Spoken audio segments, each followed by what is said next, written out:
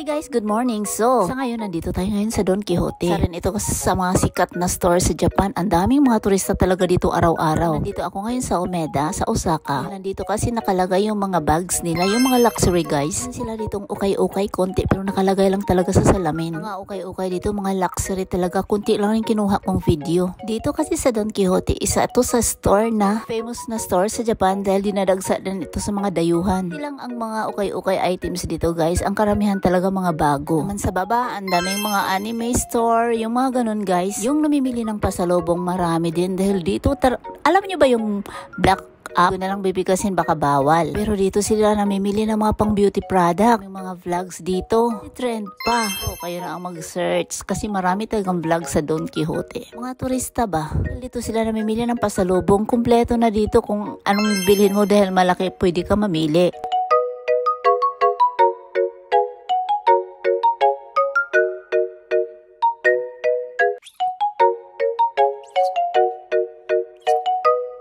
So, tingnan nyo guys, yung ukay-ukay nila, napakaganda pa, hindi sila marumi. Dahil yung rank nila A. Pag rank A kasi, kumpleto pa yan sa papilis, kaya close to ano na yan, bago. Ayan yan guys, so tingnan nyo naman, nakalagay na sa screen yung mga presyo.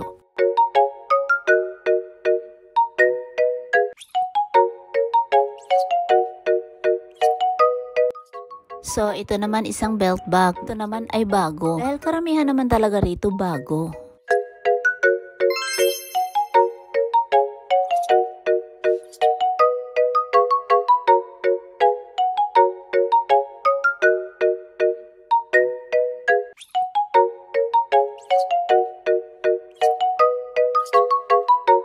So, dito naman banda, mga LV naman na Demier.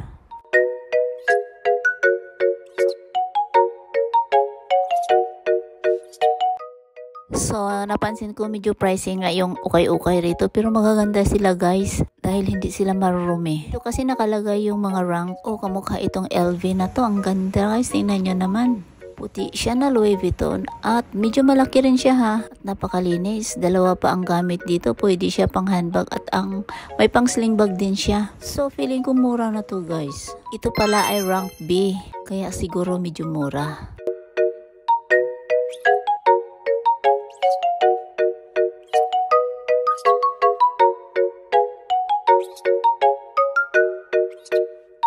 So, dito naman banda ay hindi sila ukay-ukay. Mga bago ito guys, kaya yung presyo nakakahilo din. So, share ko lang sa inyo ha. Pang good vibes lang, bubusugin na lang natin ang mga mata.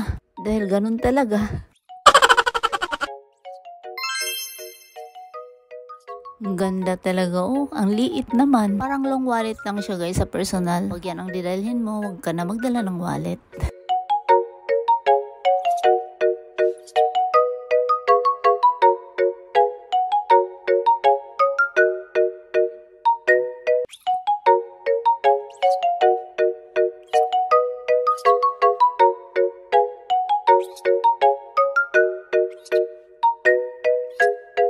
Guys, dito rin sa Don Quijote, mga turista, ang visa yata hanggang 6 months sa passport. May ipakita ka nun, yung passport mo. Free tax ka dito. Kaya selected din yung mga yung mga shopping mall na may mga ganun guys. Free tax. Ang laking ang laking discount. Kaya yung mga turista pag nagsha-shopping dito, iba ang lane nila. Lucky rin sila pag bumibili ng mga ganyan, mga branded dahil kasi sila free tax.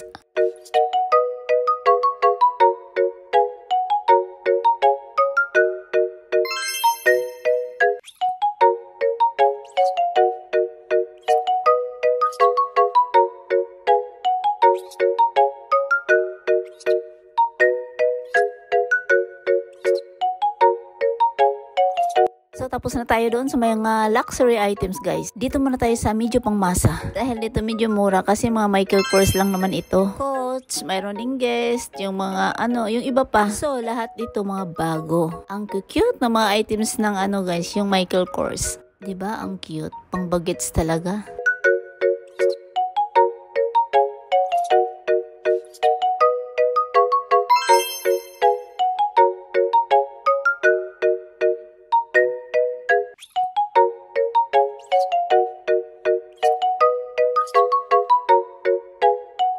So, itong sling bag nito, medyo malaki rin siya guys. At mura pa.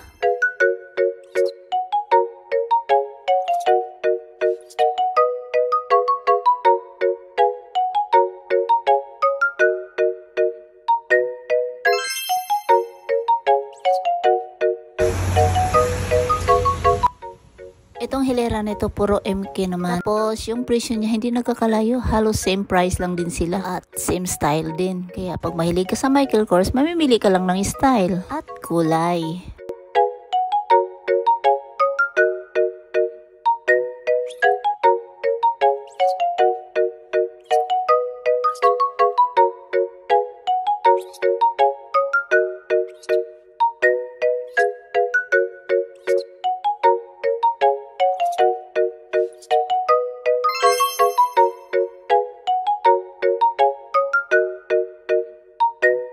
Dito naman ang mga coach. Isa naman itong handbag. Pero bago rin siya guys ha. Mga bago to sila dito. Hindi sila mga used. At medyo pricey.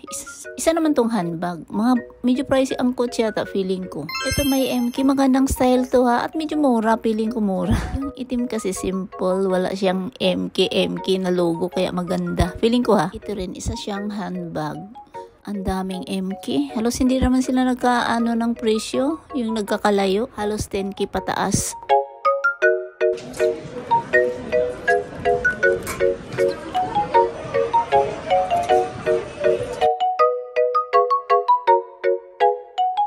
Banda rito, puro naman mga coats pala sa kabila. Same style din sila. Ang presyo hindi rin nagkakalayo. Halos pare-pareho lang. So, pili na kayo.